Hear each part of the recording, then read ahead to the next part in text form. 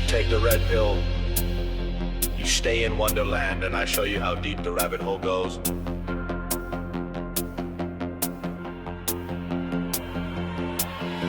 They said the truth was buried deep in files they tried to burn. David's on the mic now, it's the people's turn. From shadow men in black to creatures in the mist, he's cracking open secrets that the government dismissed. Spooky lights above us, he's tracking every blink.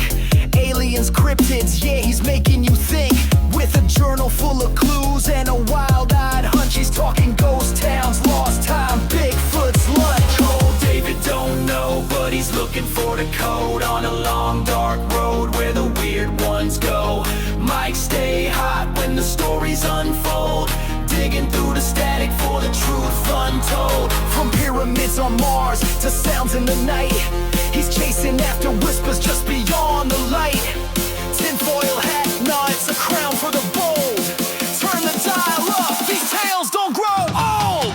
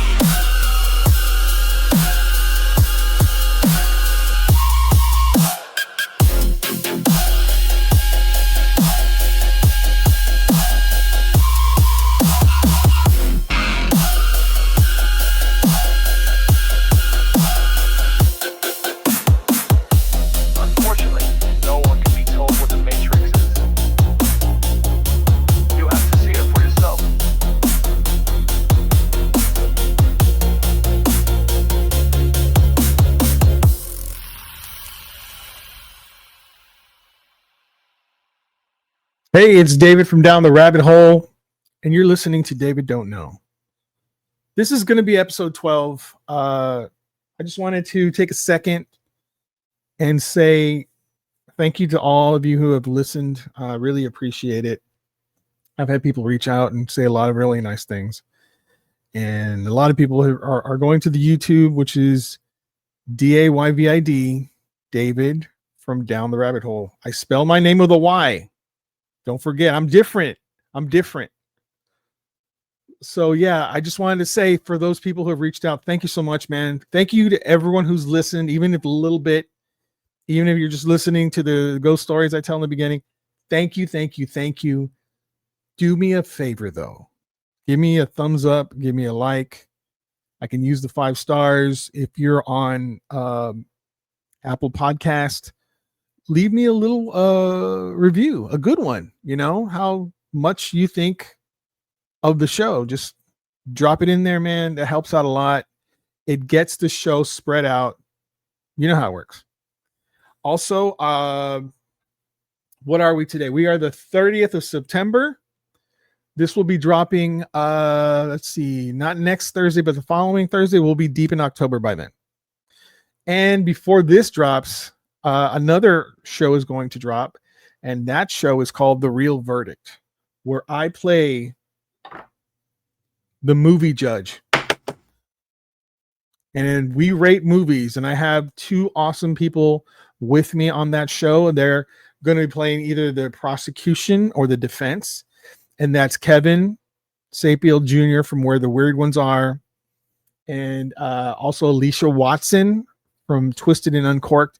These are some awesome podcasters, and we get together, we rate one movie, and then we prosecute the shit out of it. So be on the lookout for that. When you hear this, episode 1 will be out. When you hear this, episode 2 will be on its way. So, October 6th will be the first release. So like I said, it's already out. Go check it out. Let's see. We got a spooky story today. This one comes from a rideshare rider, and it's a nurse. So I picked up overnight at a hospital. I'm not going to say what hospital. I'm not going to say her name, but I asked her if she had any experiences there in the hospital, and she said yes. And this one's kind of crazy, man. So she worked at a hospital now, but she also worked at an old folks home. But in the hospital, on the 3rd floor, I memorized the room. It's room 329, 3rd floor. Anyone who's in that room will get suddenly distressed, and this happens apparently a lot. So she says that every so often, the person that's in there starts screaming, "Sally, stop! Sally, stop!" And they'll go running in there. And it's the person who's by themselves saying or screaming out Sally's name. At first, they were confused by this because there's no one else in the room. And it's usually an elderly person in there, and they're like really, really scared. And they say that they can see Sally. And it's so freaky. They're like, there's no one here. And they're saying, she's right there. She's right there. And apparently Sally's a little kid.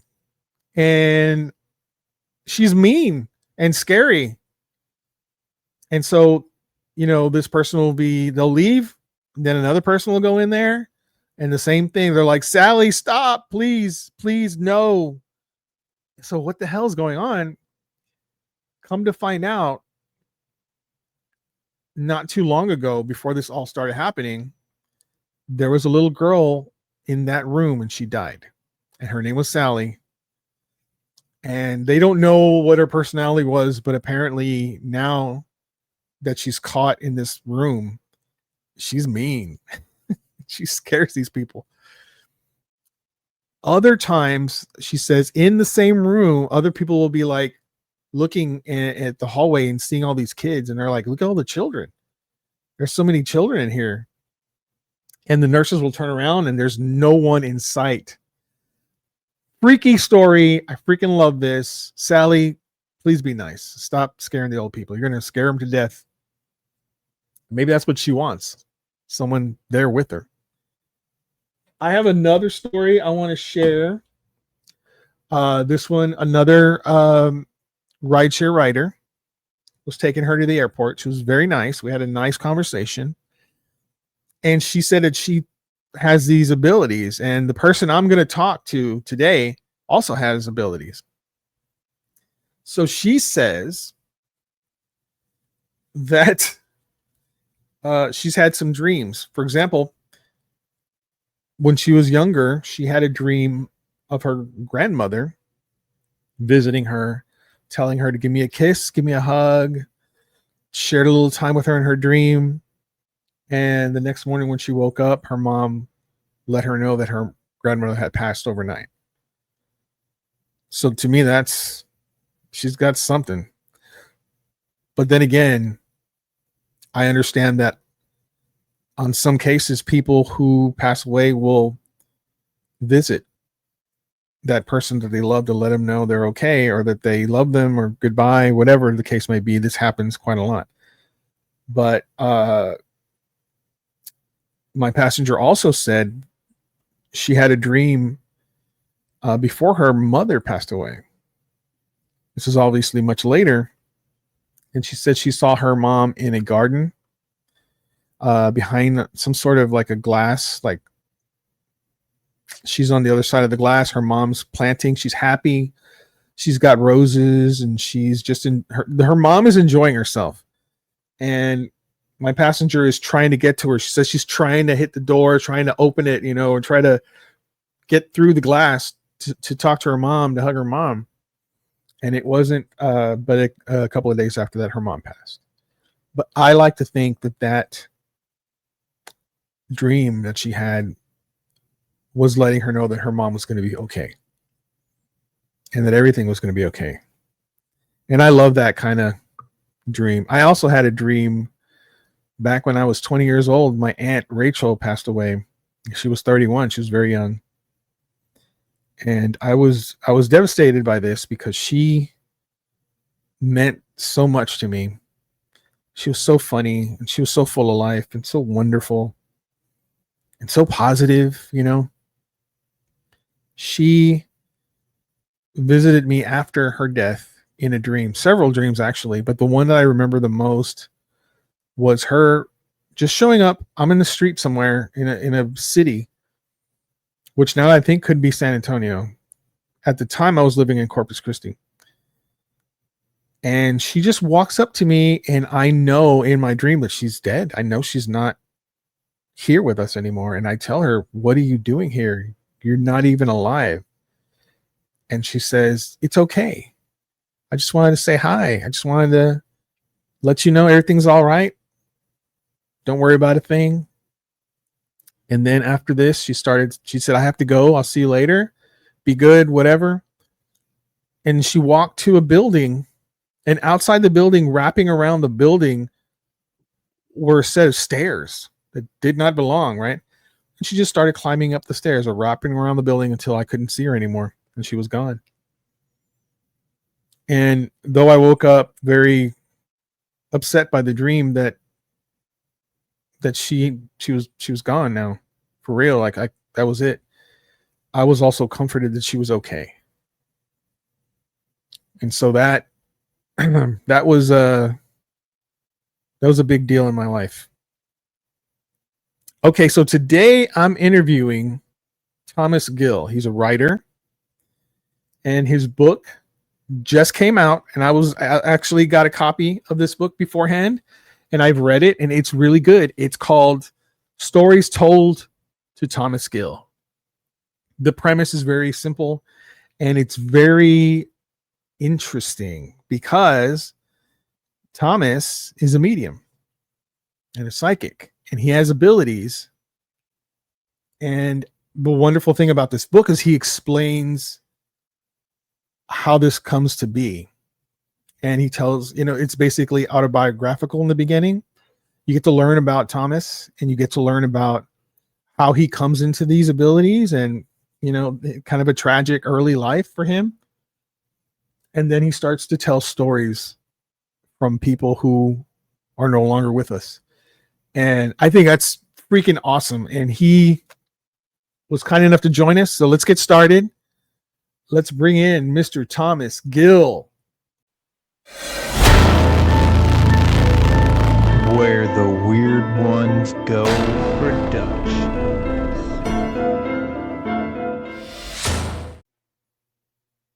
All right. We are back, and this is episode 12, Stories Told to Thomas Gill. Thomas is a writer.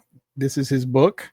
I had the pleasure of reading it before it came out, and it is fantastic. Let me tell you, it's autobiographical. He's talking about, somewhat of a tragic life he's had. He has the ability to commune with the dead, and these are stories that are told to him from the dead. So listen, the book was fantastic. I highly recommend it. Let me go ahead and show you where. Bam, son.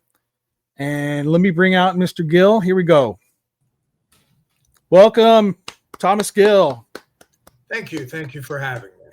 Yes, sir. Thank you for joining. Well, let's get on with the show. Could you tell us a little bit about yourself, sir, and the stuff you're working on right now?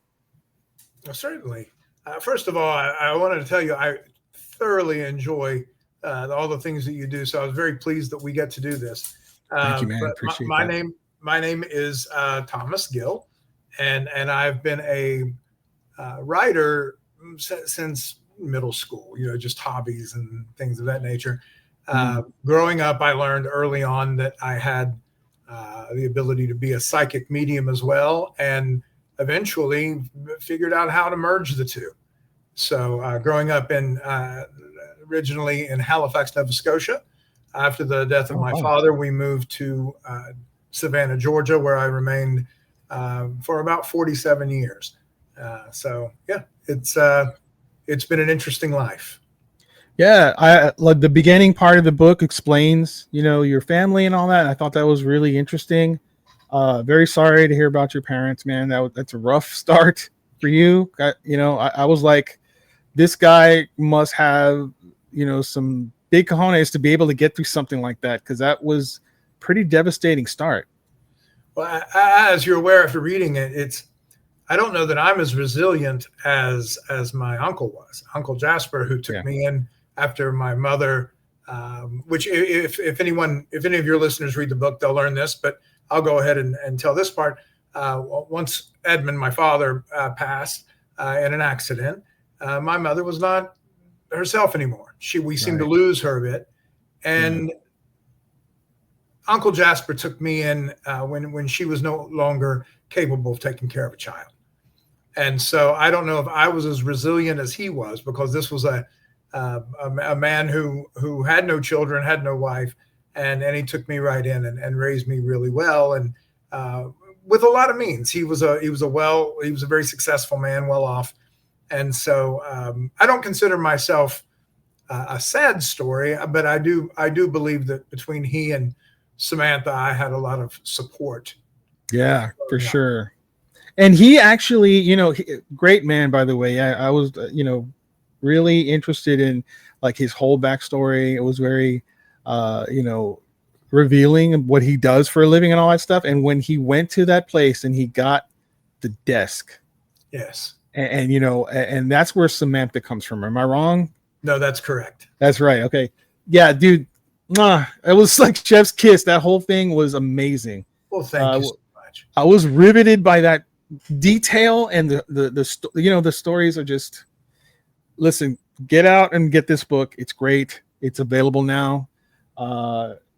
It's not just the starting of Thomas's life and whatnot.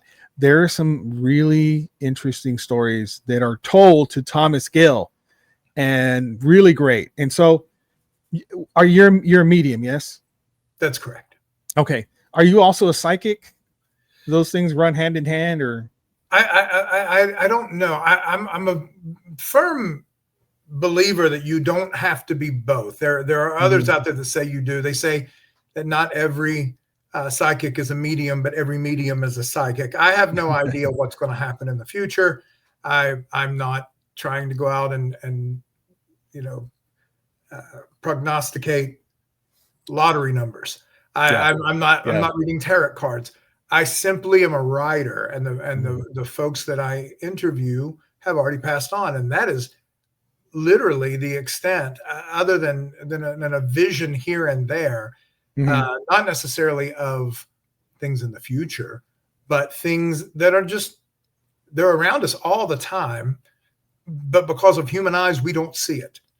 And there are moments when I can, and that includes everything from folks who have passed away to spirits that maybe have never lived before. They could be angels, they could be demons, they can be, all of the things that, in my opinion, what everything you see in your reality, in our reality, is simply the reverberation of what's happening in a metaphysical field. And so we are the result of what's happening spiritually. Yeah, that's awesome, man. I have a really, really good friend of mine. Her name is JJ, and she is a psychic medium, amongst other things. She has the ability to astral project and do all this. And I'm very interested in this, because I'll be honest, in the beginning, I didn't believe in any of this stuff. I was like, this can't be real. I'm a skeptic in this, but certain people have proved to me that this is a real thing. And she was one of them. JJ Rose 777 proved it to me. And so, not everyone, I've actually come across a lot of people doing Down the Rabbit Hole. I have met a ton of people who have that or claim to have the ability, and they'll come and give me a reading or what have you, and it's not anywhere near who I am. So, but she was dead on with just 5 different points, and I was very shocked by that. But if you will indulge me, sir, I'm going to tell a couple of legendary medium stories that I came across, and I thought, maybe you would be interested to learn about them as well. So the first one, I don't know if you heard this one, but I kind of love this one because I knew about this, and I'm a huge Sherlock Holmes fan. So this story is a story of the relationship between Harry Houdini and spiritualist Sir Arthur Conan Doyle. So they had a legendary friendship, and then they became bitter rivals. The friendship and its fracture. After World War I, Doyle, author of Sherlock Holmes mysteries, became a devoted spiritualist after losing his son in the war. He and his wife, Jean, were convinced they could contact the dead. Houdini, the master magician, was initially a friend of the Doyles, but was also on a mission to expose fraudulent mediums. The spirit writing incident. The friendship famously fractured when Lady Doyle held a seance for Houdini, claiming to receive a message from his deceased mother through automatic writing. Houdini was not convinced, partly because the message was in perfect English, while his mother only spoke Yiddish. The incident was a major blow to their friendship and fueled Houdini's campaign to debunk mediums. Their feud became an epic story in its own right, chronicling a clash of belief systems. Doyle saw Houdini's skepticism as a tragedy, while Houdini viewed Doyle's spiritualism as a great delusion. Isn't that crazy? It's amazing how things like that can change your perspective. What I've come to learn is that there are a number of people who will have a belief, and then they have a bad experience, and it changes their whole foundation and their whole faith over one bad experience. And there is no such thing as a perfect science when it comes to metaphysics. Mm-hmm. Now, there are a lot of shysters. There are a lot of folks that you just simply cannot believe. They're in it for the money. They're tarot card readers in the square in New Orleans and such. They need your $8. That's not the case, I don't believe, with the folks that Houdini was messing with. I believe that he actually was with people who were after his fortune from day one. They were complete con artists. Right. But that's not. There are people that are talented, and it's a shame when one mistake is made and it makes everyone into a skeptic in regard to their talents. There's a number that I follow or used to. I really enjoyed Sylvia Brown, who was incredible, and a lot of people, quote unquote, disproved her. No, they did not. If you read her experiences and my knowing what I know in regard to dealing with folks who have already crossed over, it's not a science. You can lie whether you're breathing or whether you're not breathing. You can tell stories or make up stories, and that doesn't necessarily mean that the person who's the conduit is the one lying. Sometimes the spirit just wants to tell a story, and it's not necessarily all true. And as a writer, as a medium, it's not your job to do due diligence on whether or not someone's story is true. And your job is to repeat it. That is the reason they're coming, is because they want to be heard. John Edward is, to me, just one of the most incredible people to watch. But you were talking about automatic writing. And that young man, Tyler Henry. Yes. Automatic writing, and is, in my opinion, maybe the most talented medium that I've ever witnessed, because I don't make contact with people who don't directly approach me. I can't call on to someone. I see them very clearly. They tell me their story, but I'm not coming to them on behalf of a living person, the way Tyler does and the way Sylvia did and John. I simply sit down in my house and I let them talk to me, and I write down what they say. And so I don't know that my skills and my gifts are necessarily on par with people like that. I just like to write their stories. I get to do what I do as a writer, and they are my inspiration. Do you see them as, are they full bodied, like they're a person sitting there in front of you, or? Indeed, they are. Wow. They're as clear as you are. Okay. And there are times when I've actually had moments where I was speaking to someone that I thought was a physical being, and then realized midway through the conversation that this is not someone who's with us anymore. Wow. And that, I mean, you're used to that by now, I'm sure. But in the beginning, was it kind of a scary thing? I mean, I read the book, I and have to be honest. The only time I was ever shocked, Samantha, when I first saw her reflection in the glass on the desk, which we can talk about if you want to later.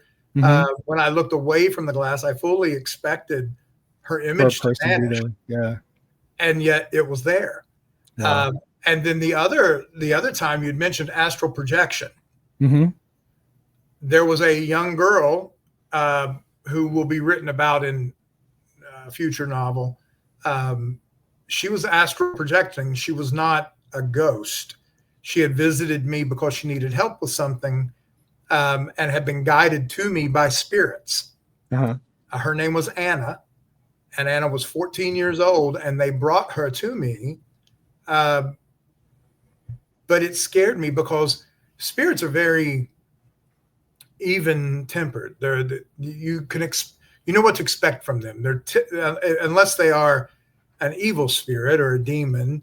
If it's just someone from the graveyard who has a story that needs to be told so that they can rest, there's nothing to fear at all. And I've never been made nervous by that. When I met Anna, she was in such a panic over something that was going on in her life that she actually, I felt, haunted me. For the first time in my life, I felt haunted, even though I'm constantly surrounded by spirits. Wow. And I know that story, but I don't want to say. Man, that was a good one. That was a good one. So let me ask you this: have you ever, or do you, once you hear a story, and I'm sure you're writing it down, right, or you're taking notes or what have you, do you go and like search the history to see the validity of what you're being told, or do you like do any kind of hit the microfiche and try to find like articles that might have details about the story that you've been told? So that's actually a really good question. I get asked. Why, thank you, sir. Yeah. I have to be honest. I did it first. There was a number of times that I would feel the necessity to go and research things. Of course, when I started writing, there was no such thing as Google. There was no such thing as the internet. So I'd go to the library and I'd look things up, and I would find discrepancies in the stories versus what, in my opinion, was reality. A couple of things I had to learn was that what I'm reading in the library or on Google or Chat GPT or whatever, maybe that's not right. Yeah. Perhaps they got it wrong. Perhaps what a spirit is telling me is more accurate. That being said, and this is something that I don't believe is addressed enough. You know, we don't remember when we sleep. We remember when we're awake.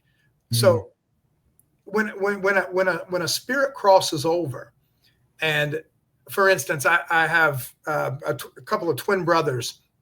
They're characters in the novel I'm writing now. One died at 14 years old. One died at 64 years old. They were identical twins, but when they visit me, they look nothing alike because of the time that they crossed over. Well, they told me a very confusing story I was writing. This is years and years ago. It's in my journals, and I still see them from time to time, but they told me the story of the happiest day of their life. That's the story they wanted to be conveyed to their family, is that they had this incredibly wonderful day and they wanted me to know all about it. But the more they talked, the more I realized that they weren't telling me about one individual day. They were telling me about their life together, and they didn't see, because there is no separation of day and night and being awake and asleep. All they remembered was being together, and they were together all the time. So this best day of their life was the last couple of years they were together. And so there's all these stories about going fishing and leaving church early and getting into trouble in school, that in their mind, when they tell me the story, it's just one beautiful day. And so who am I as the person that they've honored in telling their story, who am I to go back and say that didn't happen that way? That's not Yeah. exactly correct. It's how they remember it. And Right. and that, you know, I did used to do a little due diligence, especially on the very historical, what you would consider a period story that happened hundreds of years ago, and I did, but I found that the stories, my job, I have two jobs: to entertain the reader and to tell the story that the Spirit once told. My job is not a history teacher. Yeah. My job is a storyteller, and that's what I do. And hopefully it's correct, but you know, it's their story. You succeed on both points, sir. Let me tell you that. Well, thank you. You know, as I was asking the question, I was realizing while you were talking that, yeah, let's take, for example, a story that is written by a writer, some sort of reporter, have you. He or she is not getting all of the details because they didn't live the life, right? Right.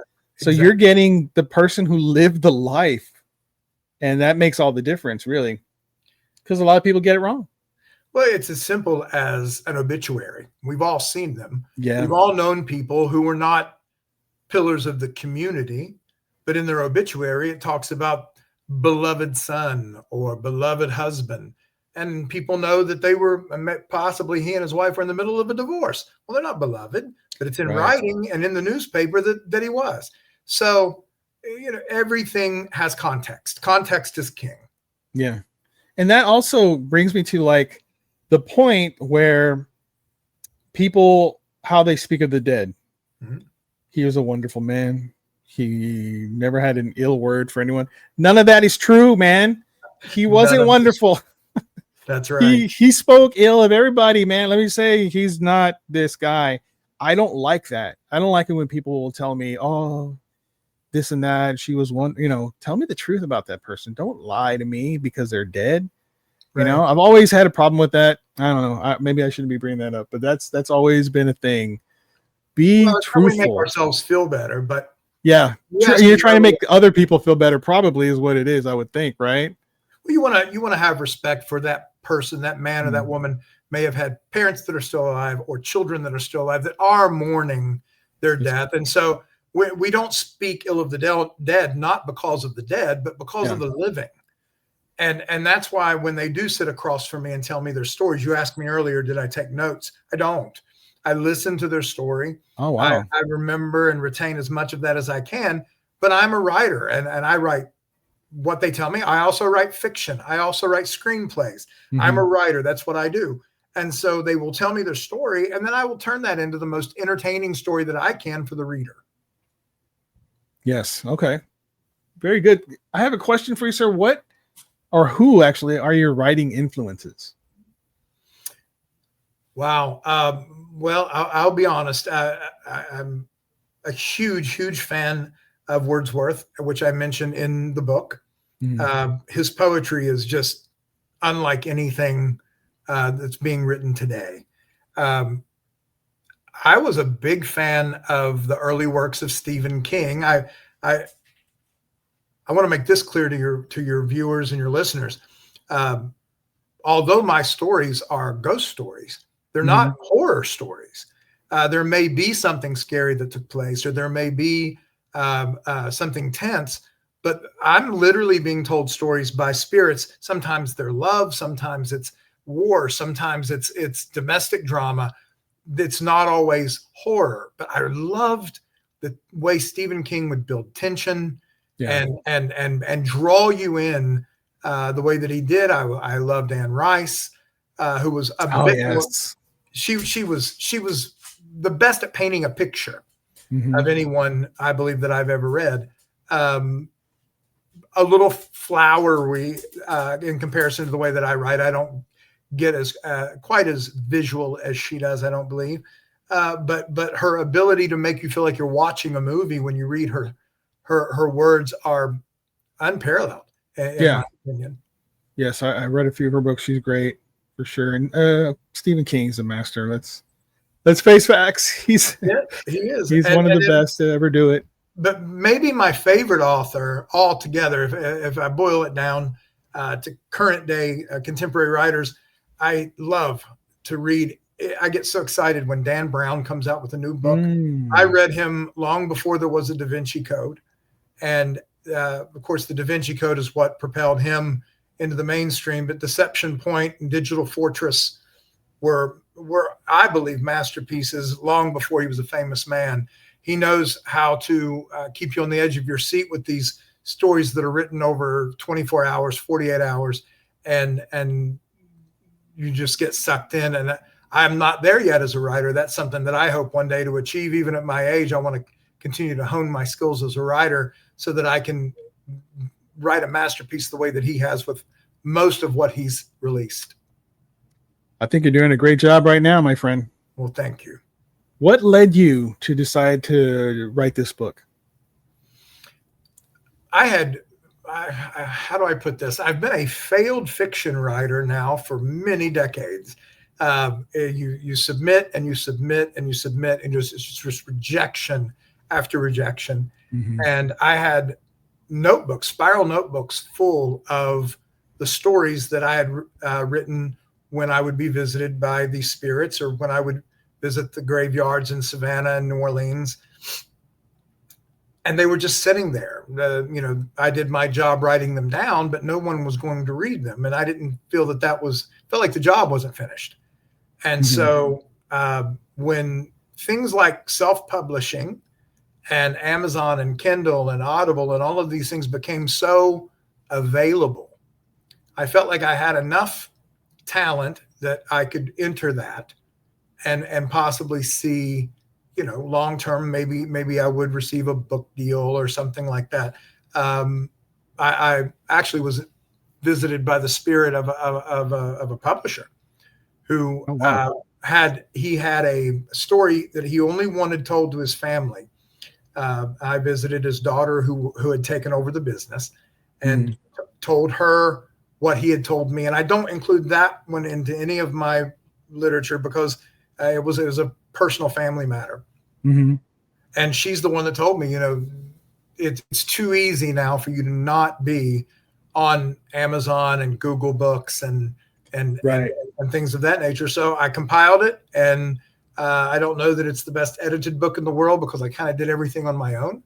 But I got it out there, and I'm hoping that enough people read it that it will merit my in March or April there will be a volume 2, and then later next year volume 3. So but I'm working on all those now. That's awesome, man. I've actually dipped my toe in the Amazon KDP. As a matter of fact, let me grab and show you one of my old books. Yes. This is nice. Oh, look. Oh, is that a word search? Haunted America. And in it, I put a lot of areas that are haunted. I put I don't know if you can see them, but they have the words that match the place, different haunted spots. And there's a picture in the background. Hard to see, but that's very interesting. And that's a different, I have a neighbor who sits on his front porch and does word searches all the time. Wow. Maybe he needs to buy this book. I'm absolutely going to let him know. You say it's on Amazon. It's on Amazon. It's called Haunted America. And yeah, it took a long time for me to get like the KDP stuff down, but I got it and it's out there now. And every spooky season I sell, a good number of copies. So it's pretty interesting to have that extra income in, around Halloween, daddy like, as I always say. But so I got another story. If you're willing to listen. Absolutely. Let me pull that puppy up here. This is legendary medium story number 2. This is the story of the Fox sisters. Have you ever heard of the Fox sisters? I have not. The Fox sisters is the origin tale of the American spiritualist movement, though it ended in public scandal. The Hydesville haunting in 1948 in Hydesville, New York, sisters Kate and Margaret Fox claimed to be communicating with the spirit of a murdered peddler through a series of rapping noises. Their story quickly gained national attention. It's 4:45 p.m. Time All right. to up your workday and plan for dinner. Yeah, That's I like that. that's what happens when you have Google on all the time. The sisters and their older sister Leah toured the country giving public demonstrations of their alleged communication with the dead.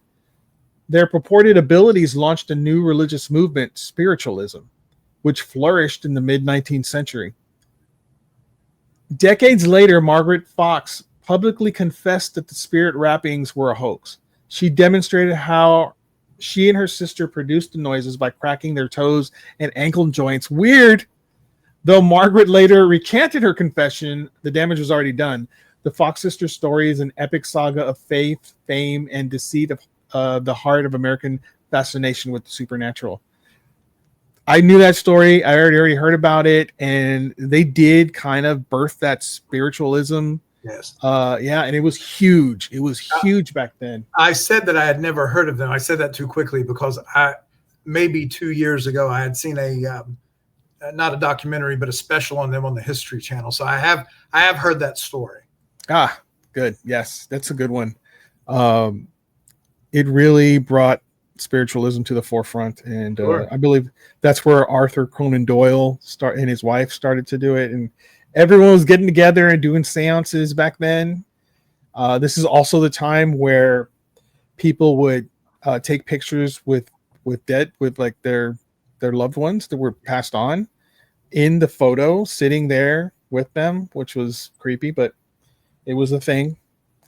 So let me ask you this. You brought up seances twice now. What is your opinion on conducting seances? I think,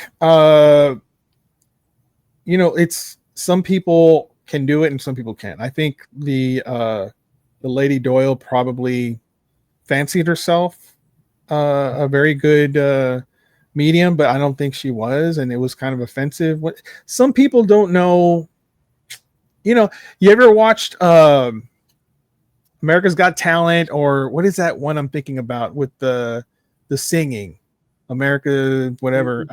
American Idol. Yes. And so in the beginning, all these people come out and they're like, they think they are the best singer ever. And then they start to sing and it's like, no, stop singing. I think the same thing is it is with spiritualism. There's some people who can do it and have the ability, and there's some people who can't, but I'm fascinated by it. I've never done one really, but I wouldn't say no if I someone have to offered. be honest with you, I've never done one either. Now this is going to sound interesting and possibly contradictory, but I don't know that we should do seances. Oh, really?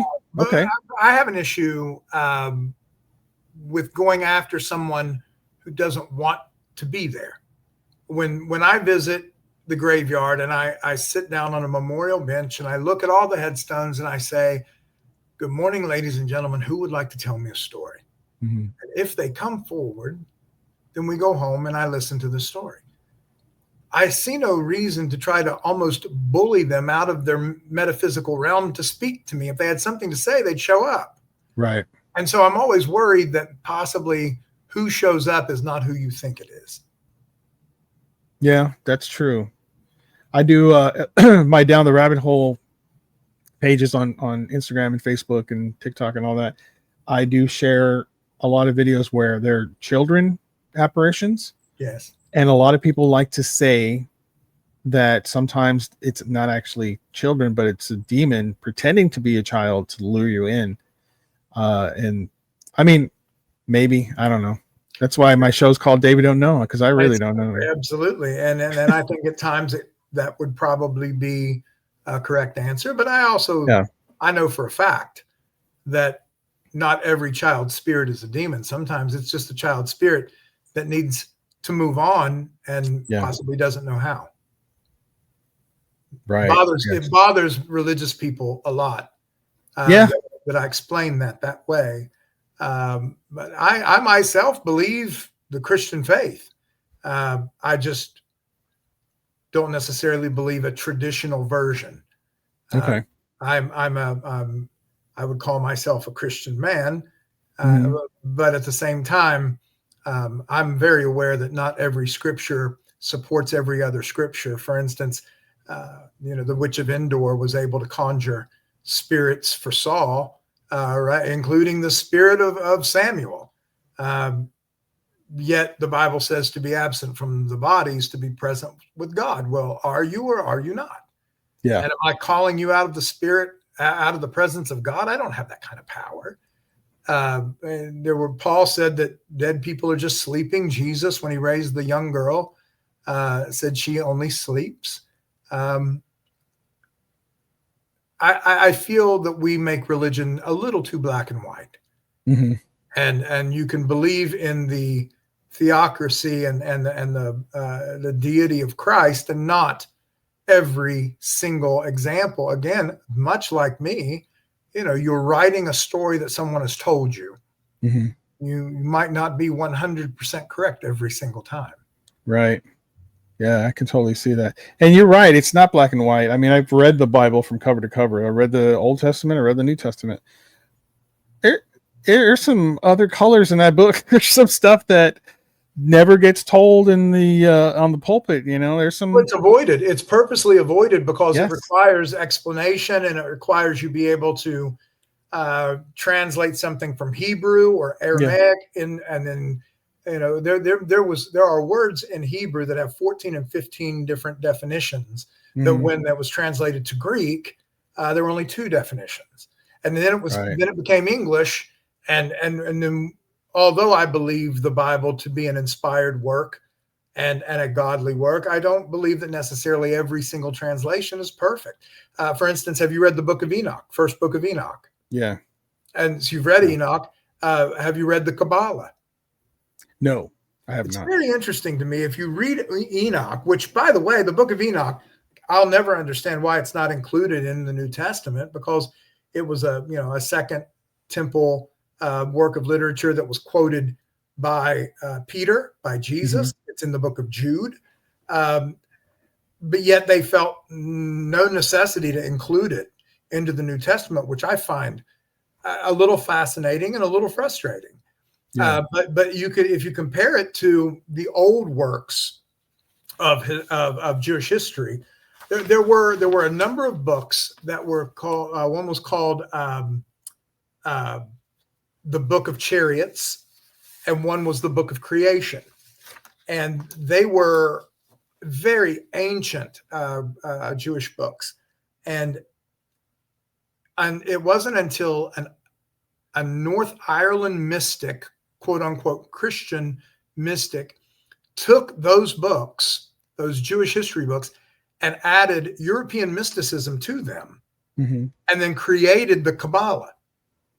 So the Kabbalah is not Jewish mysticism; it's actually European mysticism mixed with Jewish history. And if you can extract from the mysticism the actual historical portions of that, it absolutely supports what we read in the Book of Enoch and Tobit and things like that. And it will answer so many fill-in-the-blank questions that we have when we read the King James Version of the Bible. I find that all very. I love history, and I love me too, metaphysics and things. And so it's nice to see when the blanks get filled in. Yeah, okay, that's something I had not considered. I've read a lot about this stuff. I do know that they kept a lot of the books out of the main one. Well, mm-hmm. King James did, and the one like you brought up, translation. Yes. One of my favorite translations that was, I think, is a misgiving is the fact that people will say, "I fear God," mm-hmm. Because it says it in the Bible, you have to fear God. No, I don't think that's the correct translation. I think the word fear actually means respect. You're supposed to respect God, which makes sense, right? Why would you want to fear God? Why are you, I'm afraid? That's not a way to live, I think, with fear. You know what I mean? That's like one of the things that you're trying to learn. I think a lot of your the people that speak to you from the dead is one of those things that they have to get through is fear. You have to conquer fear before you make it out of this life, I think, is one of the things. And I don't know, that's very confusing, but I digress. It's a lot of fun to read and study, though. Yeah, it is, man. I really love it. I really love to. I've read so much about this. It's just, and it has altered my views and my viewpoints and all this. But I want to ask you now that I got a chance. People by now are like, well, how come I can't see Thomas Gill? There's a reason, right, Tom? You wanna enlighten us on this? Enlighten us. I hide behind a light for very, very simple reason. I'm a bit of a recluse. I don't.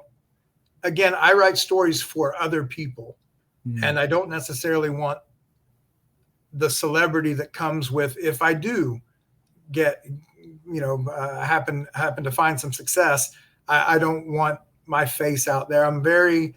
I live alone. I've never been married, and I prefer to keep my my independence, and I want to be able to walk to the cemeteries and not be followed. That's one of my favorite things. I've been told time and time again, I need a Facebook and I need an Instagram and such, and I may do it, but my pictures won't be on them. Okay. There's nothing special here. And on the cover of my book, it's so funny. I had a picture taken, and then my publisher wanted to let people know that I actually am a real person, but at the same time not give away my identity. And so I had AI create the character that's on the front of the book. And so much handsomer man than I am. And I was very pleased. He made me a little taller. I'm 6 feet. He looks at least 6'3". Nice. He's got thicker hair than I have. But yes, I hide my identity simply because if I'm walking through a cemetery and I'm walking down a sidewalk talking to myself, I would rather be considered a crazy old man talking to himself than for people to follow me to find out who I'm talking to, because that's a very intimate thing. And I don't need people following me home. And I don't want, again, we've talked about the due diligence and things. I don't need fact checkers to come and try to disprove a lovely story that someone has told me and wants other people to read about. Right. All right, that makes sense. I respect that. Hey, are you dating right now? Are you I know you live alone, but is this something old Tommy's like, out in the town maybe with a lady? I can't even imagine that. No, I won't. I won't date. You've read about Samantha, Mm-hmm. and Samantha has been with me since I was 9 years old. And as far as I'm concerned, she started off as my surrogate mother. Later on, she became my tutor, and eventually, in my opinion, in the way my heart beats, she is my life partner, and I'm waiting to cross over so that she can, so that I can actually be with her in her state. Yeah. Okay. But I have no desire.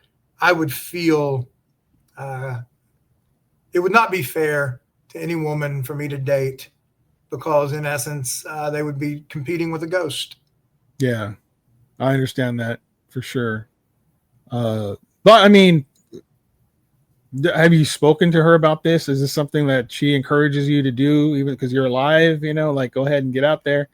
Does she encourage you by chance? A little more layered than that, and our relationship does unfold a little more in the second and third books as well.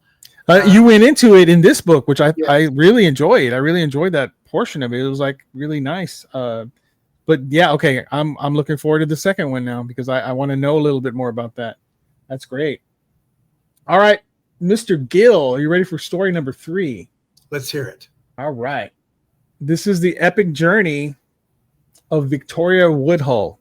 Have you ever heard of her? I have not. Me neither. This was the first I'm hearing about her. But Victoria Woodhull was a radical 19th century figure whose story is inseparable from her public spiritualism and pioneering political activism. From medium to presidential candidate, Woodhull began her career as a traveling spiritualist medium and clairvoyant. She and her sister, Tennessee Claflin, eventually moved to New York City and became the first women to open a brokerage firm on Wall Street.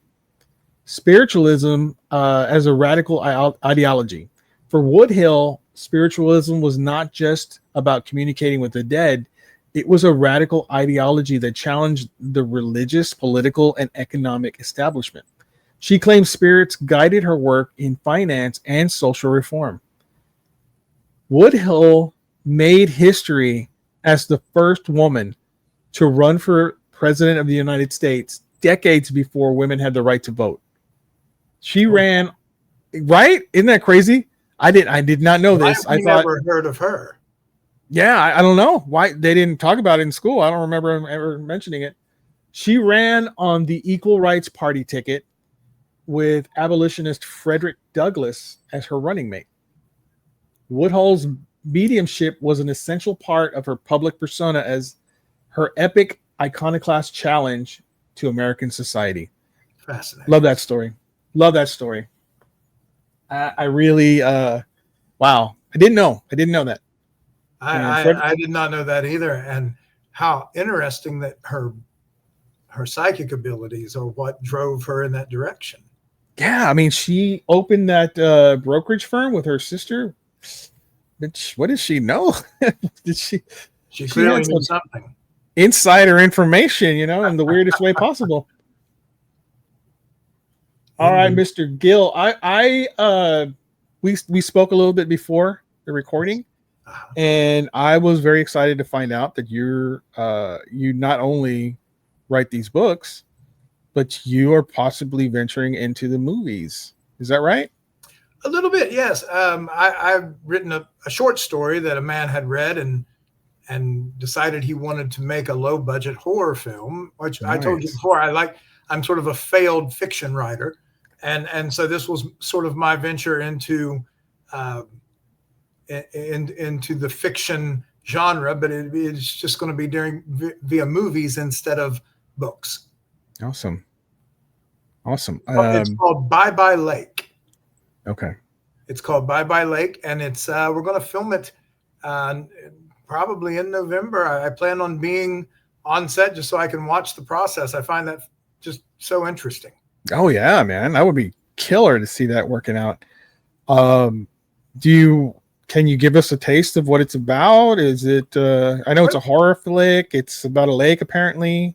It takes place. I told you I'm sort of patterning my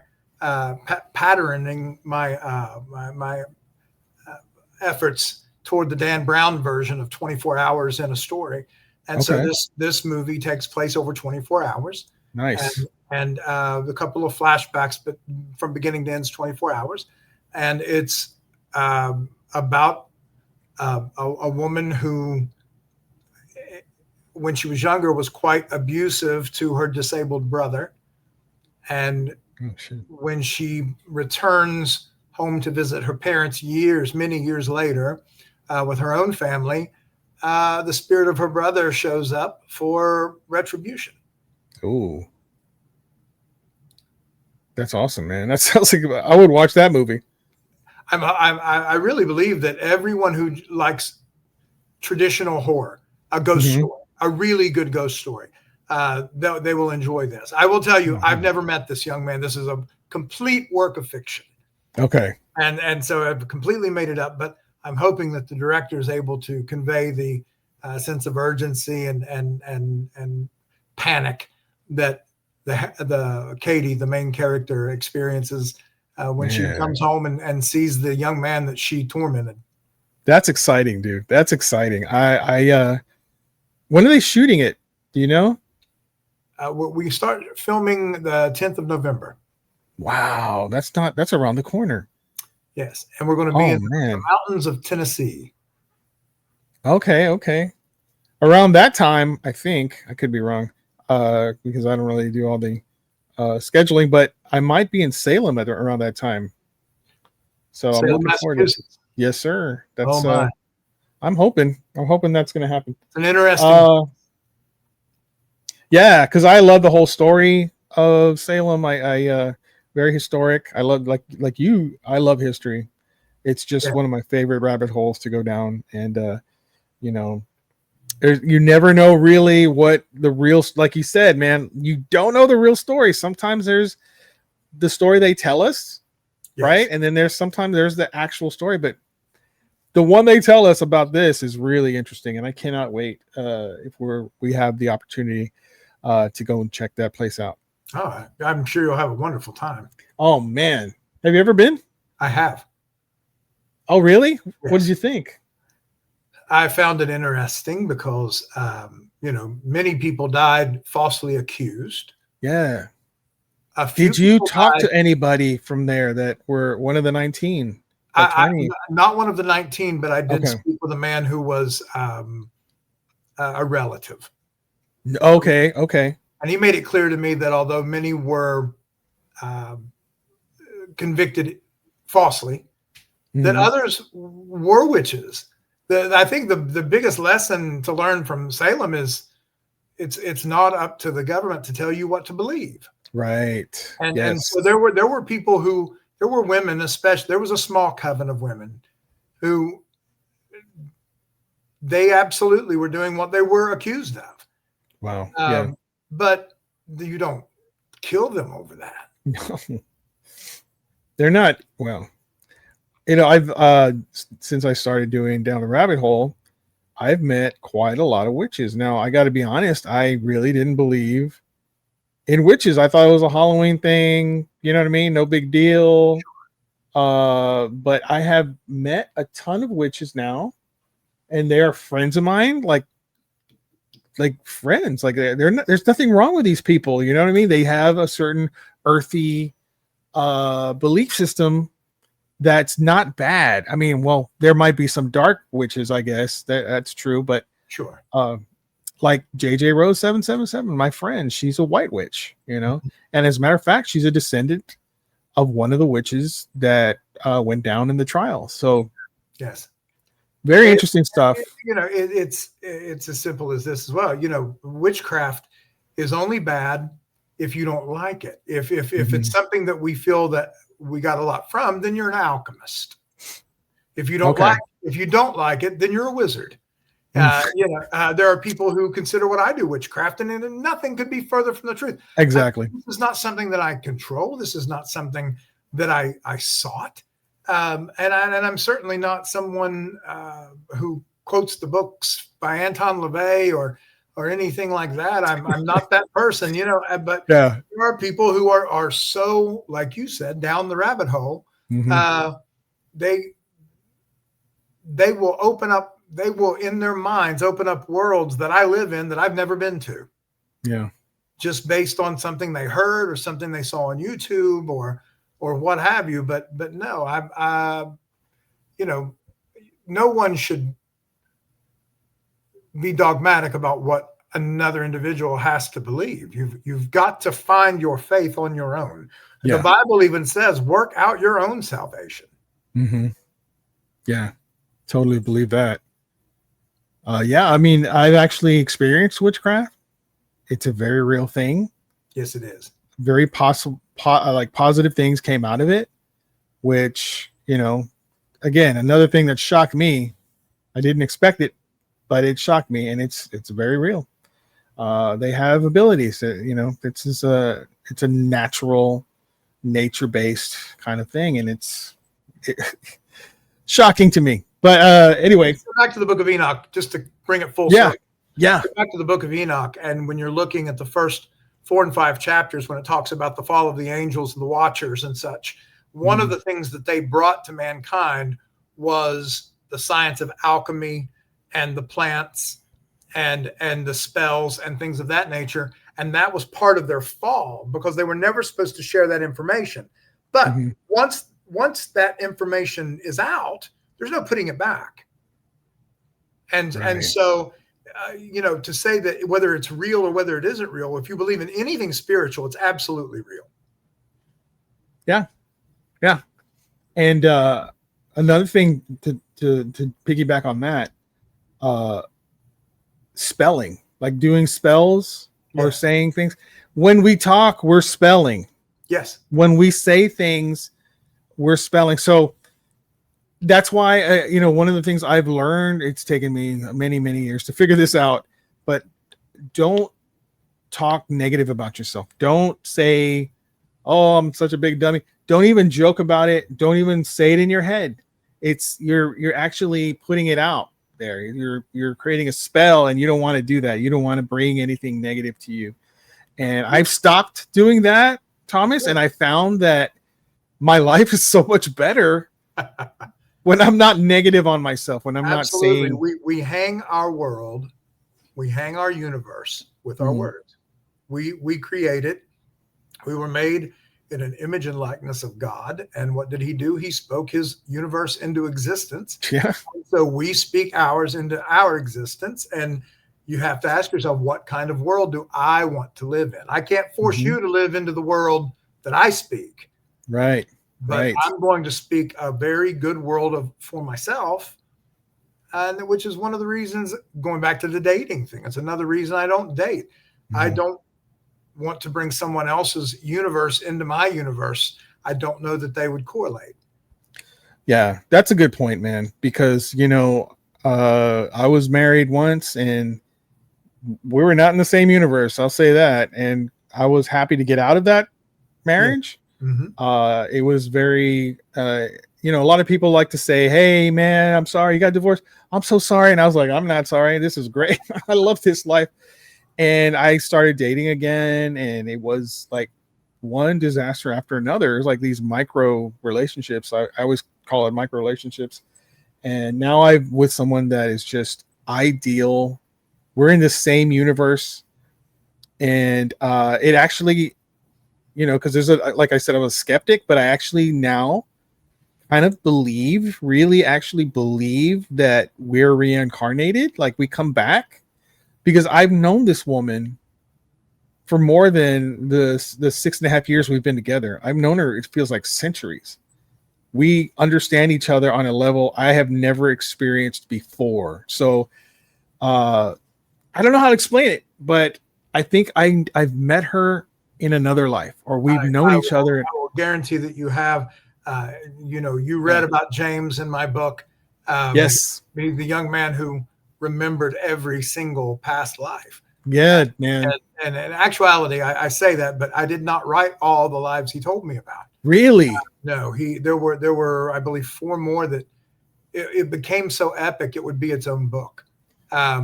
He was too young. And I actually have another episode where I talk about past lives, and I interviewed a certified hypnotherapist who specialized in past lives, and it's always the children who remember. But in those cases, it was just one life, the last one. Right. He was going through a ton of them, and I was just fascinated by that, man. I was fascinated. He was too young to know all that stuff. You don't just talk that way. And he was like super educated, and he was like, it was a great story, Thomas. I really enjoyed that one. I'm glad you enjoyed it, but he was just tortured because every phobia that a human can have, he had, because he could remember everything that ended his life before. Wow. And so there's this young man who should be out playing ball and who should be out enjoying his life, petrified to leave his bed because he remembers what happened to him in Southeast Asia. He remembers there it is. He remembers what happened to him during the Civil War, all of these things. And with the inability to shut that window and move fascinating, on with life, he was quite tortured. And luckily, there's some resolution in the book that you'll read about. Yeah. But it was torture for him. I absolutely believe in reincarnation. I don't believe everyone is reincarnated. I don't believe that at all. But I believe that if a spirit has a job to do, it can do it no matter what body it's in. Fascinating. That was fascinating. I want to ask you about him. If you've have you talked to him lately? Is he much older now? Oh, yes. Okay, because I don't want to give away what you have to go and get this book and read it. If anything, for this story, because it's really good. But I will also say the end, that last story before you wrap up, God, I was like riveted by that story. And I'm not going to say anything other than I'm just going to say the word Leviathan. And that's all I'm going to say. But that story was awesome, man. That you ended it like with a pow. You know what I'm saying? It was great. Well, and I appreciate that, and I couldn't be more flattered. But in reality, that came from James. That came Yeah, I from know. him telling me the stories, and us having to go through all of these lives to find out why can't he shut these windows and be able to live a normal life. And so we had to explore all of his past lives. I wrote about, at this point, I've written so many books, I can't remember, I think 4 or 5 of his lives. And that was the one, the reason that the one you're talking about with the Leviathan was so important is because it was the first life, and he experienced something that followed him, and it was almost a curse that followed him until, but to answer your question, I stopped speaking to him before his 14th, 15th, maybe birthday. Once that issue resolved itself, he was able to move on, and I didn't want to be sort of a trigger. Right. Bringing it back. Yeah. And he's much older now, because I was 29 when I met him. Wow. And I'm 57 now. So, but a lot of these cases with these kids that have, like, they remember the one past life. Yes. When they get older, as they go into their teens, that starts to fade away and they don't remember it anymore. Yes. Is that the case with him? Is that happening, or did he remember? Because I don't want to give away the story, because it's a great freaking story. And if you want to find out what happens to James, you have to go and get this book, Stories Told to Thomas Gill. It's out right now on Amazon. You can get it on your Kindle. You can get it by paperback, or if you're an Audible person like me, get it on Audible, because it's available now. So yeah. I don't want to give away anymore, because that was a riveting freaking story. But I did feel really bad for that kid. I really felt like this is terrible. This is terrible. His parents were besides them. So they didn't know what to do with this. And you were a big help. 2 very, very good parents who had done everything they could possibly do for him. I won't tell you. I do sum up a little bit my relationship with him toward the end of that story. And so I'll let the readers go and find out for themselves. But I will tell you that I'm now believing, we all have these irrational fears. We're all afraid of something, whether it be heights or whether it be animals or what. And sometimes they're not rational. I know a lady who, even getting next to a service dog, she will become completely overwhelmed and panicked. I firmly believe that is a repressed memory of a past life. Yeah. I believe that. Yeah. And you're here because I think this is one of the things that I believe, let's say you're in the past life, the dog was a big deal and she was never able to get over that fear. Right. Well, got to come back. You got to try to learn that, in a different life. And you're like, you have that same innate fear. Your job is to get over the fear. That's what I really believe this, that you have to face your fear in life. For me, my fear was getting out in public like this. My fear was, talking to people. Even when I was younger, I was super shy, Thomas. I could not even, I was telling a friend the other day, I used to be a convenience store clerk, I'd check out or whatever. I couldn't even say hello to people. That's how shockingly scared I was of speaking to people. I couldn't even say hello, but slowly certainly changed for you. Yeah, I learned. You have to learn, man. You have to get out there. And I started to slowly say hi, and then I started doing some small talk, and then I became really good at that. And then you go deeper and deeper, and now I interview people, and I love it. And it's a fear I had to get over. I have other fears, but we're not going to talk about it right now. How about another story? You down for another? Certainly. This one is probably this is my favorite medium, and this is about Edgar Cayce, the legendary Edgar Cayce. He was a psychic healer. By the way, have you ever heard of Edgar Cayce? Oh, absolutely. Yeah, I have a couple of his books. So he was they called him the sleeping prophet. His man, if I can just interrupt quickly. Yes, please. Anyone who has not read about him, As Mhm. much as I want you to read my book, please read his. Yeah. Incredible and never disproved. So accurate, in fact, Mhm. so many times for so many years that the government used him. He was Yeah. tremendous and was never disproven. Yeah. Oh, I'm sorry, I interrupted you, but that No, no. he's absolutely the most well documented medium and psychic ever. Yeah, he's one of my favorites. Him. There's of course, Nostradamus, and there's one lady. Her name is escaping me, but she was a foreign lady. She was super accurate as well. But going into this dude, he in his trance state, Casey could diagnose illnesses, provide detailed cures, and often offer predictions. One notable early case involved his own self-diagnosis of a spinal injury, after which his parents followed his instructions and he was healed. Crazy. That's crazy to me. Just incredible.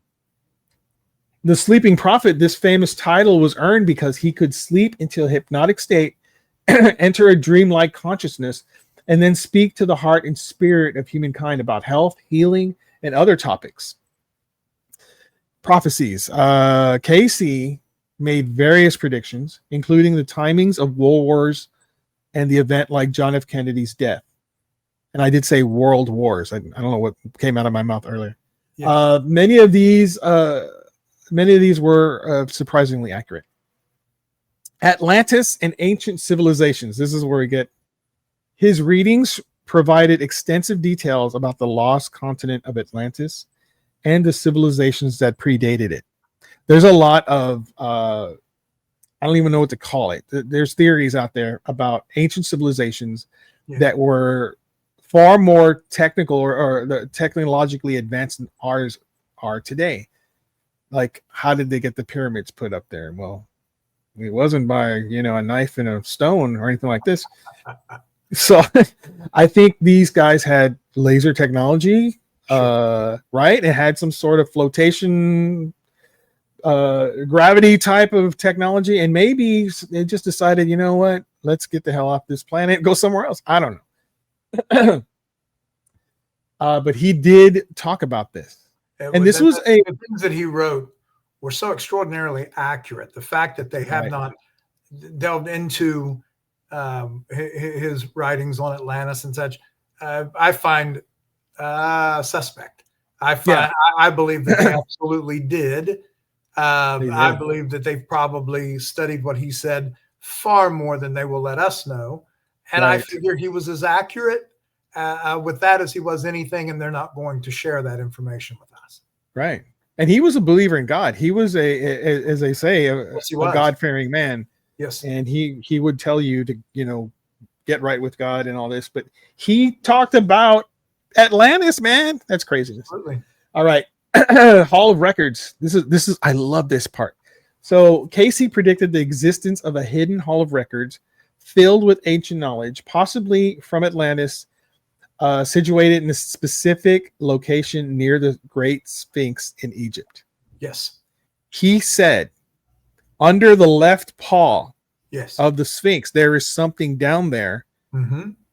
And he said this a long time ago. Okay. And have we tried to go and look?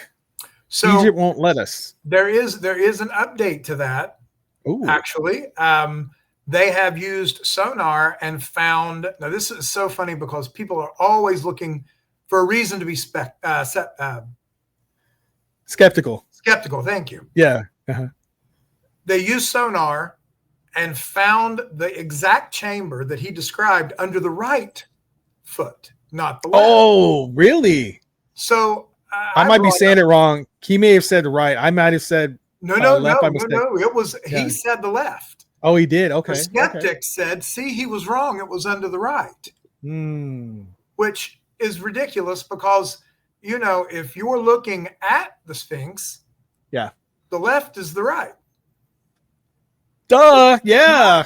And so he sees and says what he sees. And instead of appreciating how incredibly accurate that was, the skeptics come out and say, well, he got the side wrong. Yeah, he's wrong. Yeah. But yes, they found a small library. Egypt will not allow it to be excavated. Yeah, they will not let us in. And I, when I say us, I don't mean the United States. I mean people who want to know. Correct. They refuse to let us go there. But okay, that's fine. The next thing about Mr. Casey, the Akashic Records. Yes. Casey's readings reveal the concept of the Akashic Records, a universal mind or library that contains all knowledge, past, present, and future, and from which he drew information. He believes that's where he learned about everything, is that he could access that in the astral plane, right? And come back and talk to people about it. Exactly. Yeah, and he could tell you what you had this issue. Okay, well, he would go and look. He'd find the answer, and he would give them an ingredients or some sort of concoction to help cure whatever that person had, and it would work. He would cure people. He cured people of consumption, and scarlet fever, and a number of things that medical science has never at the time. Yes, exactly. Yeah, they couldn't do it back then, but he did it, and so he was constantly receiving letters from people asking for help. I mean, he must have had a backlog, before he died. That was just, there's no way he could have gotten through it all. No. But reincarnation. He introduced many Americans to the concept of reincarnation and the idea that souls learn and evolve through multiple lifetimes. The man was simply amazing. Yes, he was. And I'll tell you a quick story. My favorite story, as a matter of fact, is there's a story where he's in this building. I'm not sure where the building was. Might have been New York, but he was in a building, really high floor. This is before he really understood his abilities. And he started to walk towards an elevator. The elevator opened. There was a whole bunch of people in there.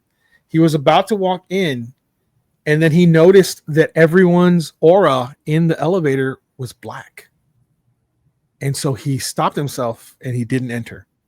Oh my. He said, I'll take the next one, or something like this. And then the very next moment when it closed, the cable snapped and all these people fell to their death. So he saved his own life. I've not heard that story. It's my favorite story about Edgar Casey. He, at that point, he realized that he saw something. Yes. He knew there was a reason why their auras were black, is because they were going to die. And he began to understand, I might have a gift, So yeah, he's my favorite.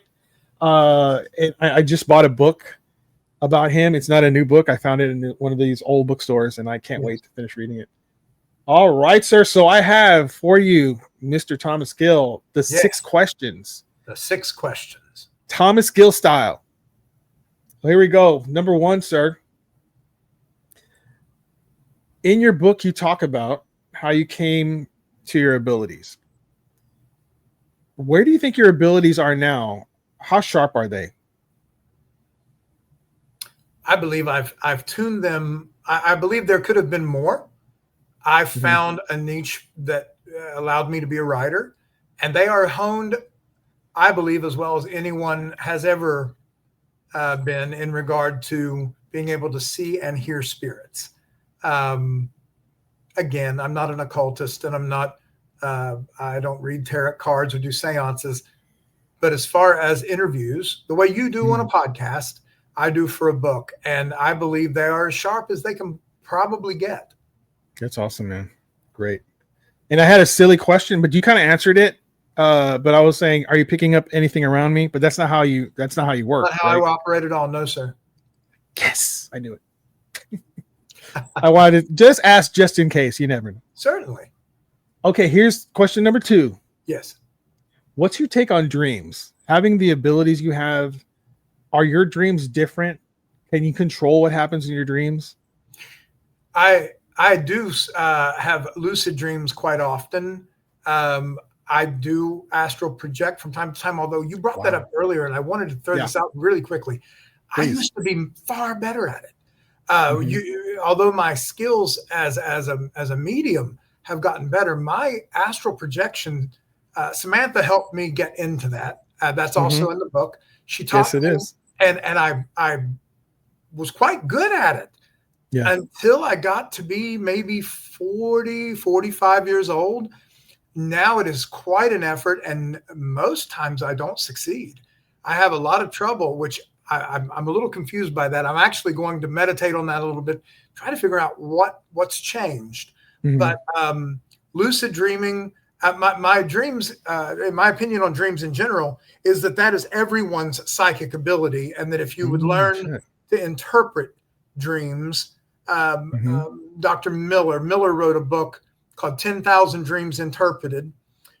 Tony Crisp has a book, that his version of the Dream Dictionary. I would highly recommend either of those, and start to get to know your dreams a little bit, because that is a lot of times your psychic ability is simply an awareness. And it is, Okay. if you're not aware of your own subconscious, it's hard to be aware of the spirits that are around you when you don't even know what's going on in your own head. So, yeah, I believe dreams are all of our psychic abilities, and they are gifts if we know how to apply them to our waking life. Man, that's a great answer. I am fascinated by dreams. I have an ability to remember my dreams, sometimes multiple, and it's I can just talk on. I can have a whole podcast just on dreams because I love it that much. But yeah, okay, that makes sense to me. Yeah, I like that answer. That's a great answer. Number 3, Mr. Gill. Oh yeah, this is. I was like, I have to ask him this question. When you go to the cemetery and you are talking with someone from the other side, and they tell you their whole story, does there a drain on your energy? When you're done, are you exhausted from the experience? No, and you're the first person to ever ask me that. I watch television shows where that is the big thing. They drain energy from batteries. They drain energy from people. Right. I'll go back to what I said in regard to a seance. I believe that when you're trying to force a spirit, perhaps they don't have the energy and they have to draw it from somewhere. When I go to the cemetery and I say, who would like to tell me a story? Not everyone in the cemetery is going to come forward. Some have crossed over. Some are gone. And then others will come, and what unfolds in the book unfolds. But no, they have their own energy, and they join me at my home, and it's exhilarating. I actually, if it's been a really good session, I will have a hard time falling asleep that night. Really? Yes. So it's like you're almost electrified by it. It's like you gain energy. I feel my heart race talking about it. Wow. Okay. So I had this thanks to my friend JJ Rose 777. She's helped me kind of like develop I don't want to say I'm not saying I have abilities. I'm saying that I can tune into someone's energy. Yes. And I'm shocked by that because I'm able to get information from people and they're not telling me anything. Sure. And then I'll ask them a question and it's exactly what I thought that, what came into my mind about them. And it's very interesting to me. And then the exact opposite can happen where there's someone in, because I'm a rideshare driver. I pick up a lot of people. I will get people in my car, and when they're gone, I'm drained. Like they will drain me. I don't know if it's sometimes they're talking too much. Sometimes they're not talking at all, but I can feel the dread. I can feel their sadness or something. I can feel that energy and it drains me, man. Some days I'll get home exhausted and all I'm doing is driving. I'm not running a marathon, Yes. But I think that's fascinating. So yeah, that was a question I wanted to ask you. Very interesting that you have energy from it. That's great, man. Number 4, what is the strangest paranormal experience that's not in the book? The strangest paranormal experience, I can't remember if I told you this at the beginning of our conversation or when we spoke earlier, but a girl who had astral projected to my home scared me. And I'd never been scared by a spirit ever. And when I saw her, it actually frightened me and I felt haunted for the first time. So I would say, considering I've seen everything from the demons that I wrote about in the book, to ghosts, soldiers, and all kinds of things. For just a young lady to appear in my bedroom terrified me, because she wasn't supposed to be there, because she hadn't crossed over yet. And for me to be able to see her on the astral side, it scared me. And so that's the oddest thing. Wow, that's a great one. That's a great one. All right, sir. Number 5. What is the scariest dream you've ever had? By the way, these last 3 questions I asked everybody. I always ask these last 3 questions. So very good. Yes. The scariest dream I've ever had. Yeah. I have a vision in the book that we discuss in regard to my father's passing. It was a very vivid vision, and the scariest dream I have is recounting that. Only I'll go ahead and tell your viewers, my father died in the ocean, and in my dream I'm in the ocean with him. Okay. So, that's one thing I can ask you about the book that I found fascinating. Your younger self was angry at your father. Yes. For what he tried to do. Yeah. My father, I don't care to tell this story if they want to read it. But my father died trying to save a young man who was drowning, and he himself drowned. And I was quite young and had a lot of resentment that I grew up without a father. Yeah. Because he gave his life up for a boy who wasn't me. Yeah. And it took me a long time to get over that, but I eventually did, and was able to forgive him and move on. And that is also in the book. But it was a harrowing moment, and it was the very first vision that the out of body experience type vision that I ever had, was watching my father die, and I was angry about it. Yeah, and I get it. I get that part. I was reading that, and I was like, I can understand what you had to go through at that age. And, reading it from my perspective is like, this man is a hero. Yes. This man is he didn't think he was going to give his life. He was trying to get out there to save this kid. And, I'm glad you've worked your way through that. But man, I feel for you. I feel for you for what you went through. And your mom was affected greatly by it, and but look at you now. I mean, you've come, full circle, and you're a happy man. You're doing what you want to do, and I think that's fantastic, man. And I appreciate you're doing your dad proud. I think he would you. want you to know that you're doing him proud. And he was an artist, photographer. Oh, wow. And my mother was actually trained to be a teacher, and when she had me, there were complications, and she ended up staying at home with me and homeschooling me until we went to Savannah and such. My parents were phenomenal parents. They did the very best they could, and they were good-hearted people. And because of that, I reap the benefits even today, even though I haven't. My mother passed in 1980, and my father prior to that. But to be anything but thankful for what I saw and experienced would be selfish on my part. Right. And I think, but you had to go through some trying times, right? I mean, you had to experience. Oh, sure. Those feelings you had to. And I remember when I was reading this, the emotions that you must have been feeling at the time they're valid. They're valid. But I mean, now that you're a grown man looking back, I'm sure you can see that, not only was he a great dad, he was a damn hero for what he tried to do. And he was. He absolutely was. Great respect for your dad, man. That was that part of the story, and the strength for you to share that story. I was really touched by that portion of it, and I really urge everyone to go and get Thomas's book. It's a great book. He shares a lot of himself and a lot of what he comes to meet. These people he comes to meet at his home, who are no longer with us. So if that's your cup of tea, it was certainly my cup of tea. You know me, I love that stuff, and I enjoyed the book. So definitely go and get the book. It's out now. We're at number 6 now, sir. Are you ready for the last question? I am ready. All right, Thomas Gill. Who the fuck do you think you are? I've been waiting for that one now for over an hour.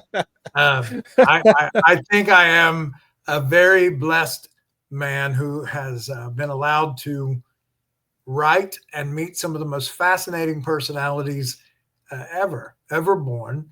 And thankfully, because of my gift, I'm not hindered by those that are just alive now. I actually have an opportunity to meet folks from all over the world. I get to travel and go to different cemeteries, and I think I am the luckiest guy I know. Well, I'm not going to argue with you there, sir. I enjoyed the book. I think you're a great writer. Your prose is magnificent. I was able to just breeze right through it. It's not a long book. It's a little over 200 pages, and it really couldn't put it down, man. I was like, what's the next story? You know, and you kept topping the last one with the next one, and I was just like, damn, this guy's great. This guy's great at what he does. I don't think you're a failed writer at all. I think you're going to be a very successful writer, and I can't wait for the next book, actually. And looking forward to the movie. You're very kind. Oh yes, thank you. And yes, the movie should be out about the same time as Volume 2 of my book. So probably That's around awesome. March or April, Volume 2 will come out, as well as the movie. The movie is called Bye Bye Lake. So if Bye Bye Lake hears about Bye Bye Lake at film festivals and such, by all means, buy a ticket and go check it out. written by Thomas Gill. Yes. Well, Thomas, thank you so much for joining me, sir. I really appreciate you. There's your book again. Thank you for sharing the time with me. It's an honor to interview you. I dressed up nice for the writer. You know what I'm saying? I got pants on you can't even see. But I I'm tell wearing you what, David, I'm working through my issues with regard of being seen. Perhaps if we do this again, I won't annoy your viewers with the light, and I'll actually just sit here. It's not something I'm used to, but it is something I need to work on. We all have our thing, yes? Yeah, so that's what I'll work on, and possibly be able to be face-to-face instead of face-to-light next time. That's fine, man. However you want to do it. Listen, I don't judge people. You want to be on a light. I kind of like this. And the only reason I'm saying this is kind of you're a mystery, man. You're kind of a mystery. And that's what all the girls, they like a mystery man. You know what I'm saying? Which I'm going to say one more time. You're still a young man. You're still a young man. If you should probably get out there. I'm just saying it. I'm just saying. But again, thank you so much for joining me, sir. It was an honor and a privilege to interview you. I just want to say to everyone out there, his book is available on Amazon. It's in paperback. If you're a Kindle reader, get it on Kindle. And it's on Audible, which I love Audible. Do you have Audible? Oh, yes, I love Audible. I love Audible, man. I have so many books. I just need to get through them all. I narrate the book on Audible, by the way. Awesome. Yeah, you got the voice. You have that golden voice that brings out, stories told to Thomas Gill, and then there'll be stories told to Thomas Gill Volume 2, and then there will be Thomas Gill, The Seeker. Those are the three. The Seeker, yes, and that is an exploration of history with the actual characters who were there. Man, that's one thing that you said that has really, it's like deep diving into my brain. You have the opportunity to meet with people who are no longer here that no one else really can meet with, and you can get their stories. That's amazing. That's amazing, man. It's like I said, it's a gift, but it's a gift to me, not from me. It's quite interesting, and it definitely leaves me fulfilled. Yeah, absolutely, man. Well, thanks again. Thank you, guys. If you're listening to Dayvid Don't Know, make sure you leave a like, subscribe. Go to my YouTube channel. It's Dayvid David from DTRH, Down the Rabbit Hole. And that's it for today. We will be back in 2 weeks. Arrivederci. All right, guys, thanks so much for listening. I want to thank Thomas Gill once again, the author, Thomas Gill. His book is Stories Told to Thomas Gill. It's out now. You can get it on Kindle. You can get the paperback. And by the time you hear this recording, you'll get it on Audible. And he reads it himself. And you heard his voice. It's fucking great. I had the opportunity to read the book before it came out. And I have to tell you, right down my alley. It's a paranormal book. It's about a guy who can talk to the dead, and he shares these stories, and the stories are freaking phenomenal. We're talking about stories into the history of certain things, going all the way back to medieval times, even further back. So, excellent book. Go get this book. It's great. I put my 5 stars behind it. It's a wonderful book.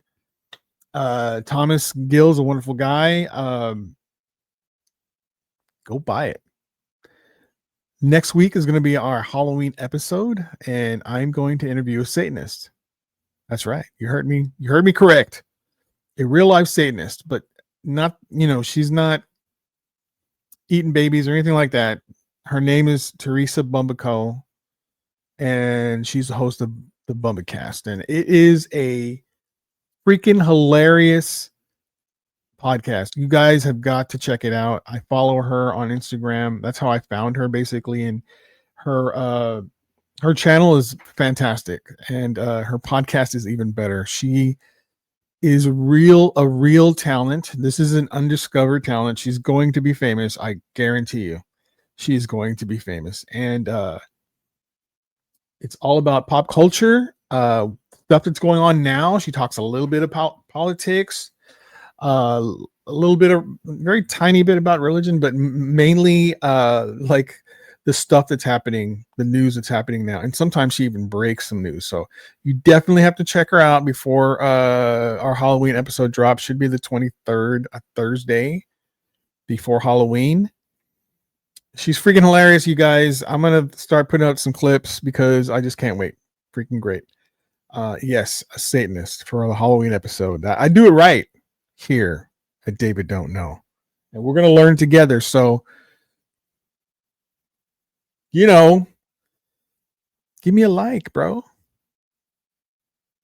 Leave me a nice comment, one that lifts my spirits. You know what I'm saying? One that daddy like. And then share it to your pals, the people that you talk to about paranormal stuff, the people who like this stuff, the people who don't, fuck them. Okay, they don't need to hear this. This is not for them. They're too much into, you can't talk about ghosts, and you can't. No, they don't need to hear this. But the friends that I'm talking about, the ones that love this stuff. Send it to them. Help a brother out. Thank you, and I will see you soon.